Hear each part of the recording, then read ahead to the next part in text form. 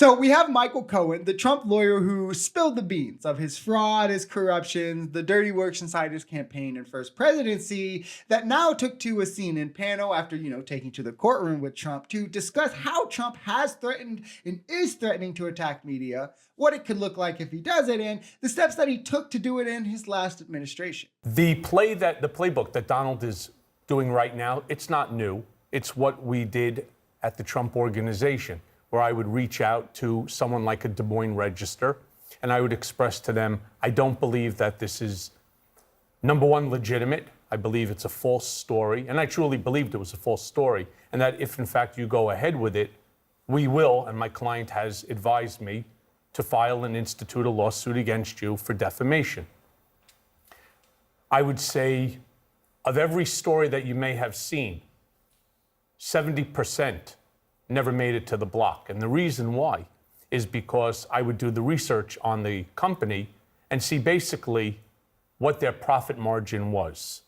And based upon that, I know that Mr. Trump, who is a billionaire, and gave me full discretion within which to institute lawsuits and to follow through with them. I mean, this is truly insane stuff. I don't think people realize that. This is the kind of silencing and suppressing we talk about, like the elites doing when we're talking about like billionaires and things like that. But now it's openly being moved under the executive branch, coming out that it's happened under the executive branch. And Cohen, I mean, for all his shortcomings, I mean, he said this stuff under oath on the stand, right? He said this in cross-examination when Trump wasn't even willing to take the stand. So I absolutely will believe the man's word who's willing to risk jail time over the man who clearly wants to preserve his image. But like, he's talking about going to companies who poll companies, media companies, journalists, finding their bottom line of profit, and then threatening them with a lawsuit that is at or bigger than their bottom line if they don't shush up and like not post this negative story about Trump. This is essentially a legal form of extortion.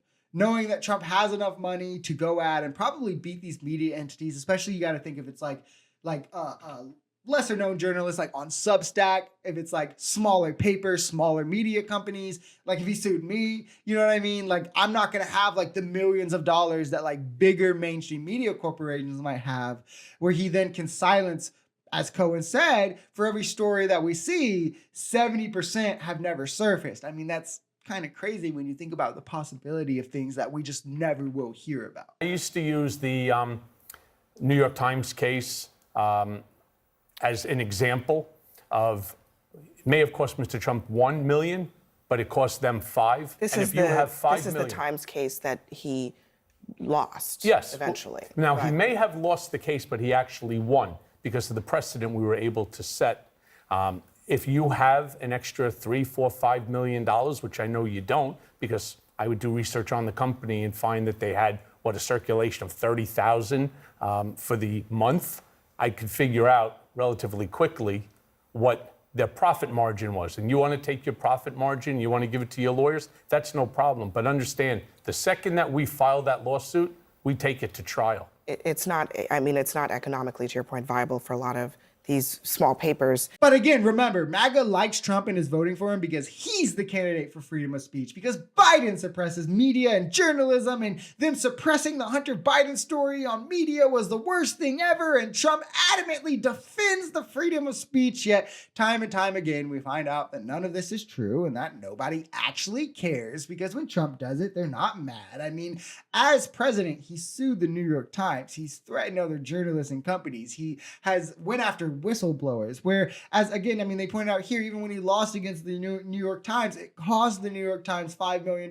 for $1 million from Trump. That precedent alone is worth it, because now we can go to smaller companies, smaller journalists, and say, hey, we just cost the New York Times $5 million to beat this lawsuit. Like, do you really want to go through that? If not, then don't post a story of me utilizing fake electors, right? Like whatever it is, right? This is scary stuff because it's suppressing journalism for fear of like retaliation from the president, let alone like when we imagine millionaires and corporations doing it, it's scary enough. It's a different kind of scary when it's like the executive branch is doing it to hide corruption or fraud at that level. He has money with the RNC. He has money with his super PACs, and his money has money. Look at all of the tech billionaires that are around him now. there is an indefinite amount of money. And I believe wholeheartedly that the Des Moines Register, very much like ABC Disney, is going to capitulate. And I believe that Donald Trump has actually figured out a way how to change the way that media deals with issues, whether it's... Are you worried at all about this, Scott, just where it could go? Not just the Donald Trump of it all, but I mean, if he's creating precedent, it's for everybody.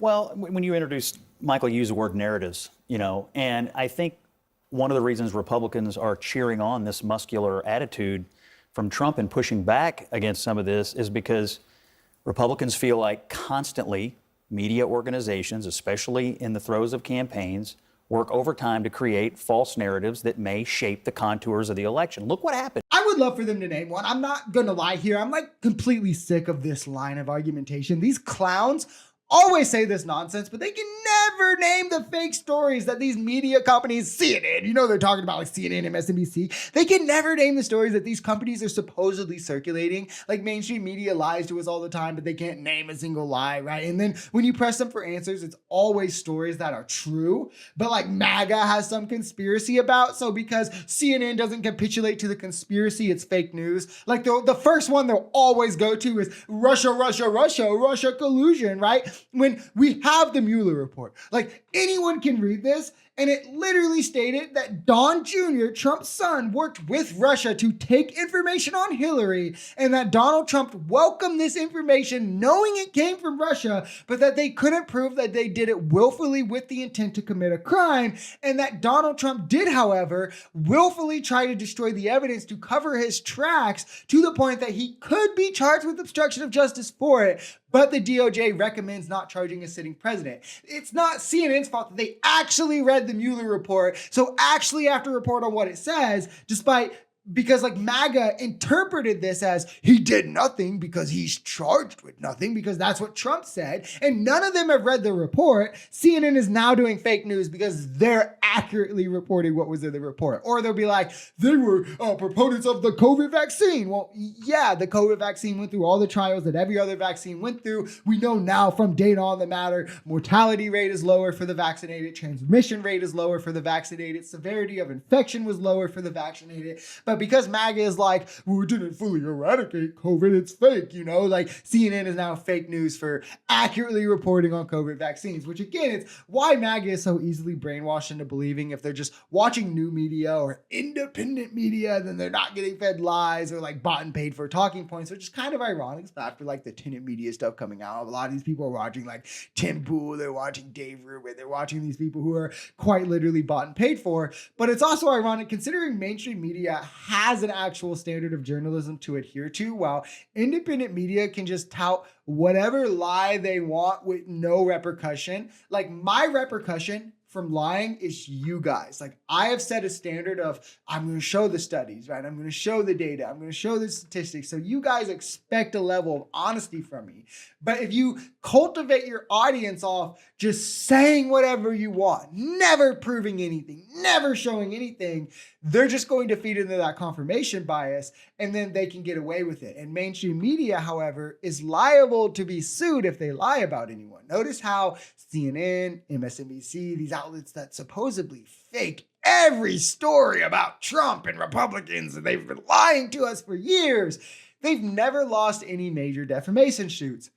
That's because there is no lies. That's why they can't point to any lies. I mean, just think about, I want you to just critically engage with this for a second. If I have any MAGA watching, critically engage with this for a second. Do you really think if Trump had CNN dead to rights, lying about him and Russian collusion, like you guys say, that he wouldn't sue them?